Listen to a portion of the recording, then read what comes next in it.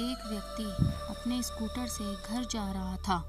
कुछ दूर जाने के बाद उसे सड़क पर एक बूढ़ी औरत दिखाई दी, जो कि बहुत ही थकी हुई सी लग रही थी और उसके चेहरे से मानो ऐसा लग रहा था कि वह उस सड़क पर बहुत समय से किसी यातायात साधन का इंतजार कर रही थी। उस व्यक्ति ने अपना स्कूटर उस औरत के पास लाकर रोका और बूढ़ी औरत से पूछा, माताजी, आपको कहाँ जाना है?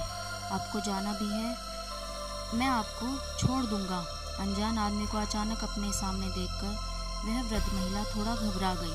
वृद्धा की घबराहट को वह व्यक्ति समझ गया और उसने मुस्कुराते हुए कहा, माताजी, मेरा नाम सुनील है।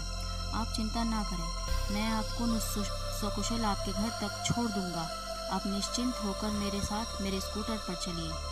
सुनील की बातें सुनकर वृद्ध महिला को तसल्ली हुई और साथ आने की सहमति देते हुए पूछा, तुम कितने रुपए लोगे मुझे घर तक छोड़ने का? सुनील ने हंसते हुए कहा, माताजी, मुझे कुछ नहीं चाहिए, किंतु फिर भी आप कुछ देना ही चाहती हैं तो बस आप भविष्य में अपनी तरफ से किसी ज़रूरतमंद की किसी भी तरह से मदद कर देना।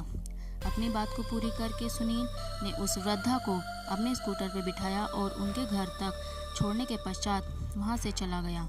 कुछ दिनों बाद वह वृद्ध औरत को सामान खरीदने हुए एक दुकान पर गई।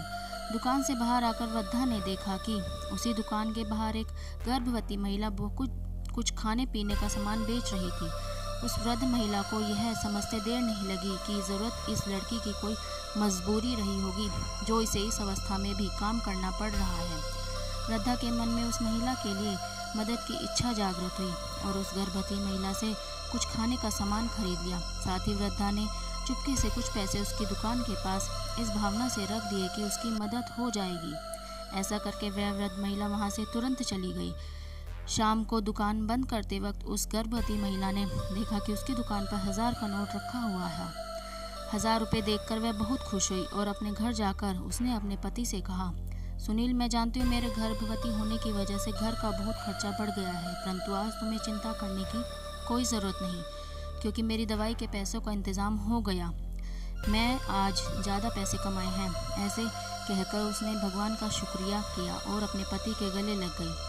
यह सच है कि जब हम किसी की निस्वार्थ भाव से सहायता करते हैं तो हमारे द्वारा किया हुआ अच्छा काम ज़िंदगी में कभी न कभी किसी न किसी रूप में वापस आता ज़रूर है, वो भी कई गुना होकर। इसलिए जब भी किसी की मदद या सेवा करो तो दिल से करो, कभी भी मन में फल की आशा ना रखो। बिना फल की चाह से किया हुआ कर्म हमें मोक्ष देता है। महाग्रंथ गीता भी हमें यही संदेश देती है, कर्म करो, फल की इच्छा मत करो। बस कर्म में अच्छाई और वचन में सच्चाई को अपना लीजिए, अपना भला अपने आप हो जाएगा।